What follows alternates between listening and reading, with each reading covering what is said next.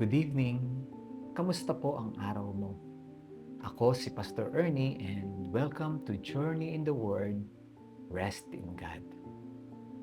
Bago po magtapos ang araw, let's slow down for a moment and listen to one truth from God's Word.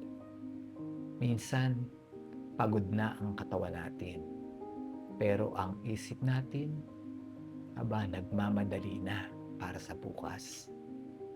Iniisip na natin ang mga kailangan nating gawin, mga problema na kailangan nating harapin. Pwede rin mga conversation na baka mangyari. At bago pa dumating ang bukas, parang nabubuhay na natin ang mga problema nito ngayong gabi pa lang.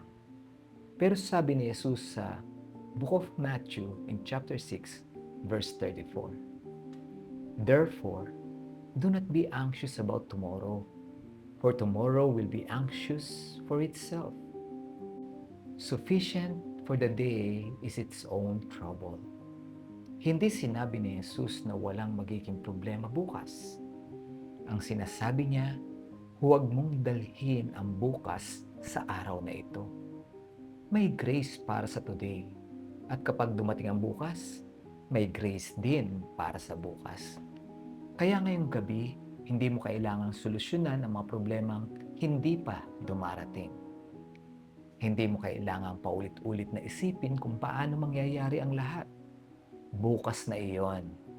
Kung pinagkakatiwala mo kay Lord ang araw na natapos na, pwede mo ring ipagkatiwala sa Kanya ang araw na hindi pa dumarating. So tonight, release tomorrow. Hindi mo kailangang buhayin ng bukas ngayong gabi. Rest. God will meet you there when tomorrow comes. Amen po ba? Sige po, let's pray. Lord, salamat sa araw na natapos. Alam mo ang mga bagay na iniisip namin tungkol sa bukas. Tonight, we choose to release them to you. Tulungan mo kaming huwag mabuhay sa mga bagay na hindi pa nangyayari.